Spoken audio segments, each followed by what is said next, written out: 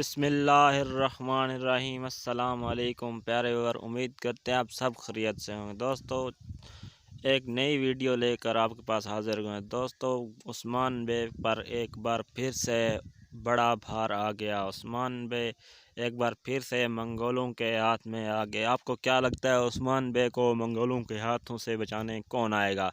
तो दोस्तों, चलते हैं वीडियो की तरफ। दोस्तों, आपसे छोटी सी रिक्वेस्ट है, हमारे चैनल को सब्सक्राइब कर दें। तो दोस्तों, किस्त नंबर 79 में भी दिखाया गया है कि सलमान खातून भी ज़ख्मी हो जाएंगी। तो आपको क्या लगता है, सलमान खातून की भी छुट्टी कर दी जाएगी इस ड्रामे से, जैसे गुफ्तगू हल्प की जाए? दोस्तों, अपनी राय कमेंट में ज़रूर दीजिएगा। दोस्तों, अगर आप हमारे चैनल पर नए हैं तो हमारे चैनल को सब्सक्राइब कर लें ताकि हमारी हर आने वाली वीडियो आप तक